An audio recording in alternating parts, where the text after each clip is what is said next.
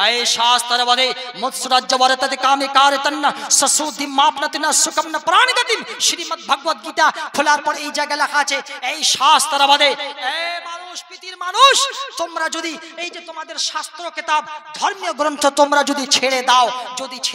আর মুৎসরাজ্জা ওয়ারতাতে কামে কারতান্ন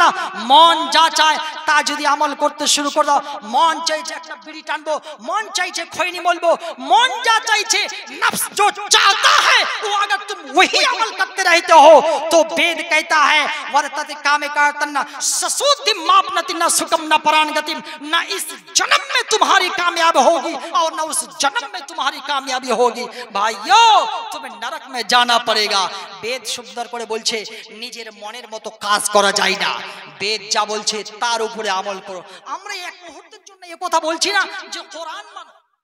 কারণ কোরআনের সব কথাগুলো বেদের ভাষায় খুব সুন্দর করে লেখা আছে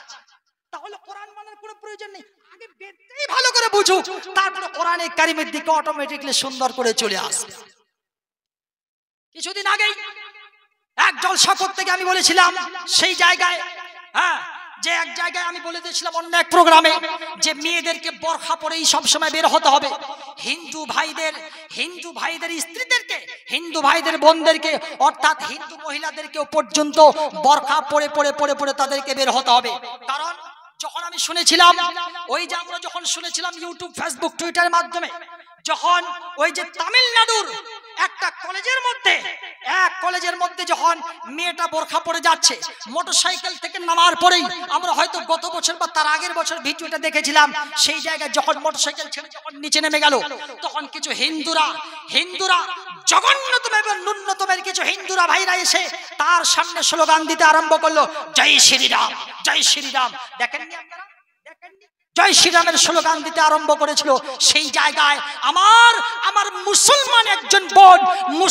একজন বোন সেই জায়গায় সুন্দর করে বাগের মতো হুঙ্কার দিয়ে কথা বলেছিল নারে তাকবীর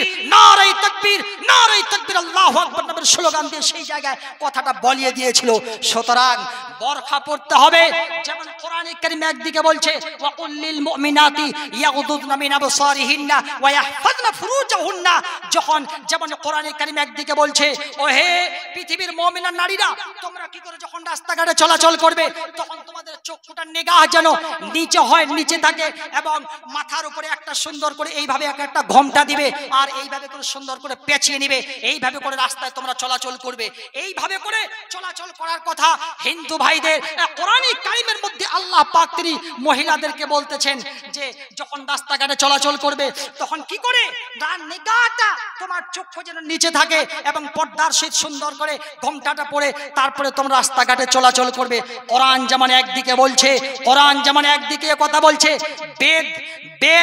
বেদ সংস্কৃত বেদ তবে একই কথা বলছে বেদের ভাষাও তো একই কথা বলছে অধোপশ্যশ্রমোপরি সন্তরং পদ্মৌ হরমাতে কষ্পলক দশন্ত শ্রীহি রক্ষা ভবিত একদিকে বেদ আবার একই কথা বলছে হিন্দু ভাইরা হিন্দু বোনেরা হিন্দু মায়েরা বোনেরা আমার যখন কালীর কাছে যখন পূজা দিতে যাবে তখন তোমার পেট আর পিঠ যেন দেখা না যায় তোমার মাথার চুল যেন দেখা না যায় রাস্তাঘাটে চলাচল করবে তখন বোরকা পরে চলবে মাথার উপরে একটা ঘোমটা রাখবে আর নিগাহটা যেন নিচু হয়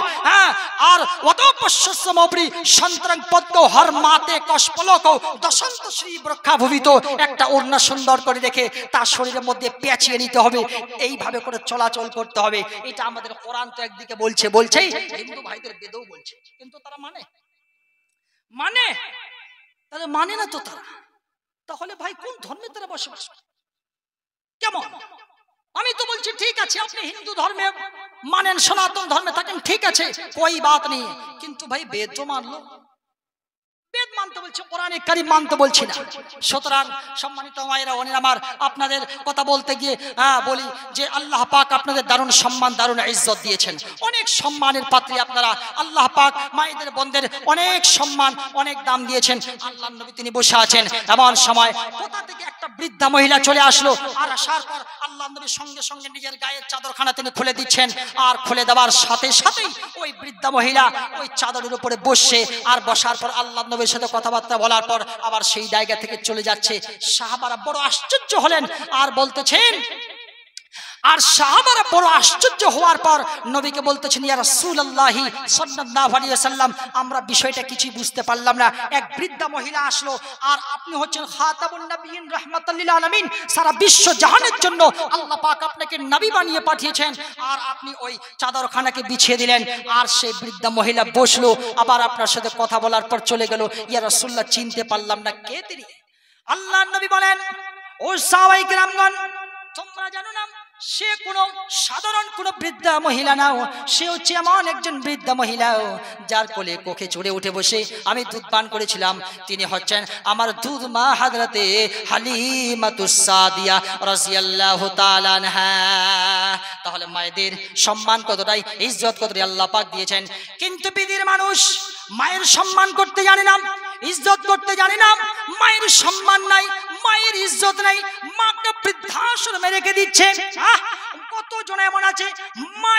মায়ের ভালোবাসা, ওই মায়ের ভালোবাসাটাকে মাটির নিচে পুঁতে দিয়ে একেবারে বৃদ্ধাশ্রমে রেখে দিয়েছে। টাকা পয়সা সব কিছু আছে, তারপরও টাকা পয়সা দেখা মায়ের সম্মান, মায়ের ইজ্জত না করে মাকে বৃদ্ধাশ্রমে রেখে চলে আসতেছে। অথচ আল্লাহর নবী সুন্দর করে তিনি মায়ের কতটাই যত্ন করলেন, কতটাই সেবা দেখিয়ে দিলেন। আল্লাহর নবীকে যখন জিজ্ঞাসা করা হলো, ইয়া রাসূলুল্লাহ, এই খিদমত করবো কার? আল্লাহর নবী তখন তিনি বললেন, তোমার মায়ের। তারপরে কার? আবার বললেন তোমার মায়ের। তারপরে কার? আমার তোমার মায়ের। চতুর্থবার যখন আল্লাহর নবীকে জিজ্ঞাসা করা হলো, চতুর্থবারে তখন আল্লাহর নবী তিনি বলেন তোমার বাবার। তোমার বাবার চতুর্থবারে আল্লাহর নবী তিনি বললেন মায়ের কতটাই দাম, মায়ের কতটাই সম্মান। কিন্তু আজ পৃথিবীর মানুষ কিন্তু মায়ের সম্মান দিতে জানে না।